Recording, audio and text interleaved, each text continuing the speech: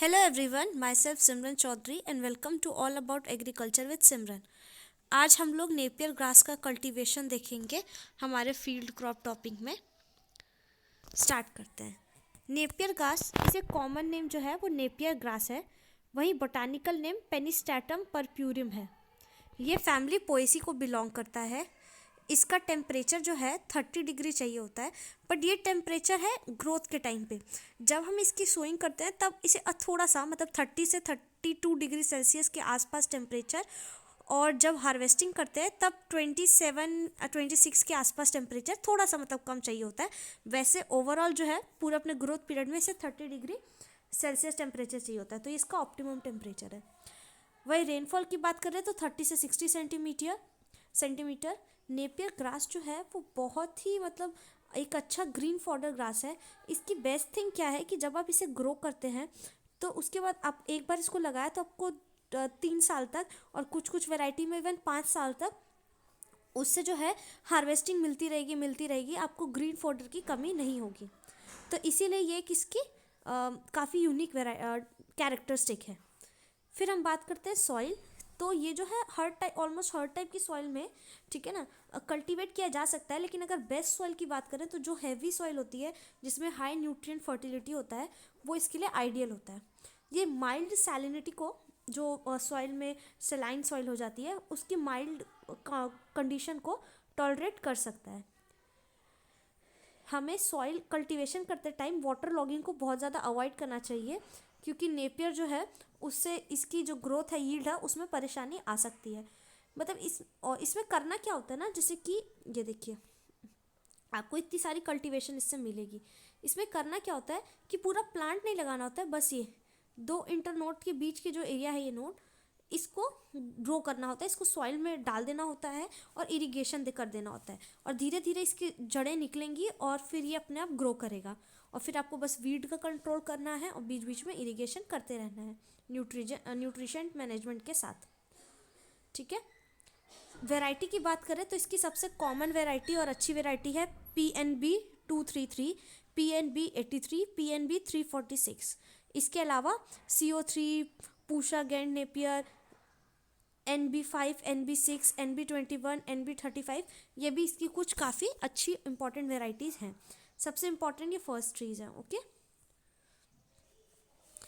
ये इस टाइप से देख सकते हैं आप कितना ज़्यादा इसका यील्ड होता है, कितना ज़्यादा ये ग्रोथ करता है।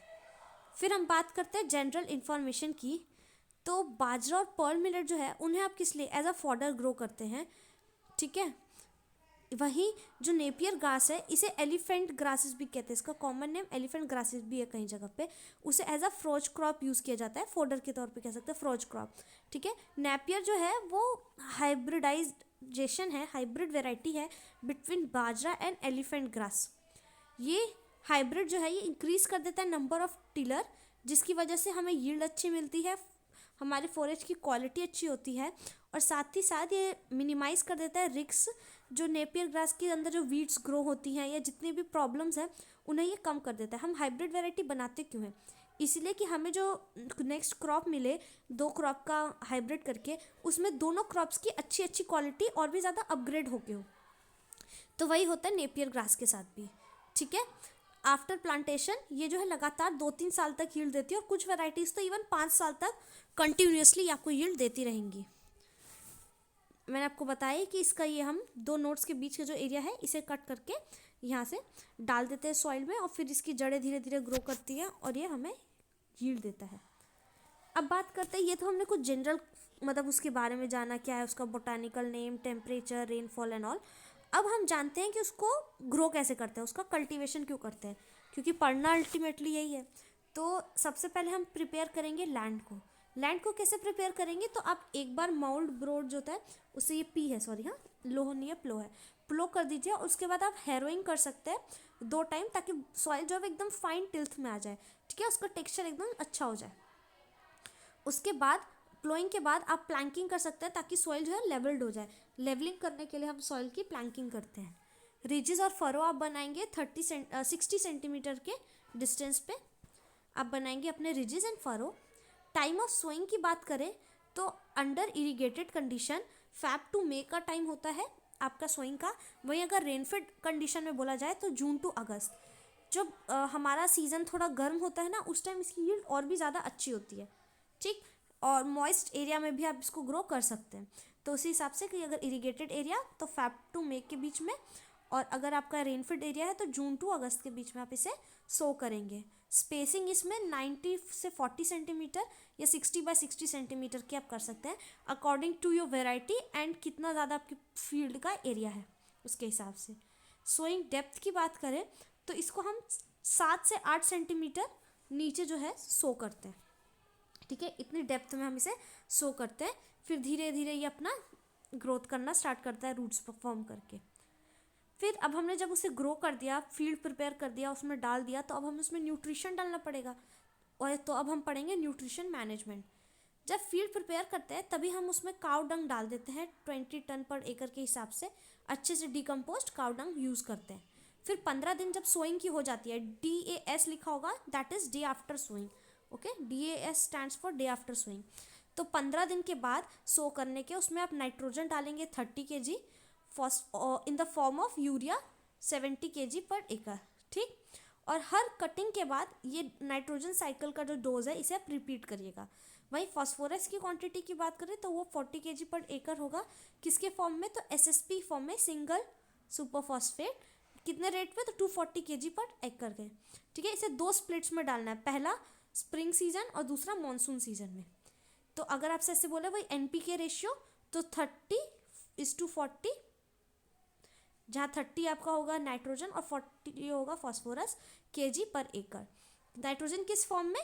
तो नाइट्रोजन आप डालेंगे यूरिया के फॉर्म में, वहीं फॉस्फोरस आप डालेंगे SSP के फॉर्म में। नाइट्रोजन एक ही बार में पूरा और फॉस्फोरस आप 2 स्प्लिट्स में डालेंगे, एक स्प्रिंग के टाइम और दूसरा मानसून के टाइम। फिर आपका जो फील्ड है जैसे वो ग्रो करेगा तो कुछ इस तरीके से दिखने लगेगा। फिर आगे हम पढ़ते हैं वीड कंट्रोल। वीड्स को कैसे कंट्रोल करना है? तो सबसे बेस्ट मेथड जो वीड कंट्रोल करने का होता है वो होता है इंटरक्रॉपिंग करना एक सूटेबल लेग्यूम्स के साथ। ठीक है, इंटरक्रॉपिंग जो है वो सॉइल में वीड को आने से तो बचाती है, मतलब वीड कंट्रोल तो करती है, साथ में सॉइल की फर्टिलिटी को इंक्रीज करने में भी बहुत ज़्यादा हेल्प करती है। ठीक है, टेक्सचर को, उसकी पोरोसिटी को भी अच्छा करने में हेल्प करती है, इसलिए इंटरक्रॉपिंग इसके साथ काफ़ी ज़्यादा की जाती है। या लोग नेपियर ग्रास को ही एज क्या कहते हैं इंटरक्रॉपिंग मटेरियल यूज़ कर लेते हैं जब लेग्यूम्स वगैरह लगाते हैं। फिर वीड कंट्रोल हो गया, फिर हम करेंगे उसमें इरिगेशन। तो इरिगेशन जो है, apply irrigation during summer month और हॉट एंड ड्राई मंथ्स।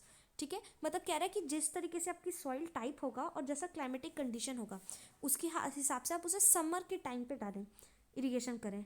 अब जो एरिया बहुत ज़्यादा हॉट है उधर ज़्यादा इरिगेशन करना पड़ेगा, जहाँ का क्लाइमेट काफ़ी वार्म है, और वहीं जहाँ पे थोड़ा सा मतलब मॉइस्चर है सॉइल में और क्लाइमेट में ही मॉइस्चर है, वहाँ पे आपको इरिगेशन कम करना पड़ेगा। फिर हम बात करते हैं हार्वेस्टिंग की। तो सो करने के 50 दिन के बाद आप हार्वेस्टिंग कर सकते हैं। ठीक है, day after sowing, 50 days after sowing you can harvest. After first cutting आप क्रॉप की हाइट जो है ना वो 1 मीटर छोड़ देंगे, और जब पहली कटिंग जब आप कर लेंगे तो जब दूसरी क्रॉप आपकी 1 मीटर तक पहुंच जाएगी हाइट में तब आप उसकी सेकेंड कटिंग करेंगे। ठीक है, उससे ज़्यादा आप ग्रो ना होने दें, क्योंकि उससे जो है ना उसकी न्यूट्रिशियस वैल्यू जो है फोडर की वो कम हो जाएगी। जो आपका नेपियर ग्रास का फोडर है उसकी न्यूट्रिशियस वैल्यू ही कम हो जाएगी, और ऐसे फोडर जो है वो डाइजेशन के लिए काफ़ी ज़्यादा हैवी हो जाते हैं फॉर आवर कैटल्स, जो कि हम नहीं चाहते थे, और हमारा नुकसान ही होगा इससे। गाय या जो भी हम कैटल्स यूज़ कर रहे हैं वो अच्छे से हमें दूध वगैरह नहीं दे पाएंगी, तो इसीलिए 1 मीटर से ज़्यादा बड़ा ना करें। यील्ड प्रोडक्शन की बात करें तो आपका एवरेज यील्ड 1100 यानी 1100 क्विंटल पर एकड़ आता है आपका नेपियर ग्रास का यील्ड।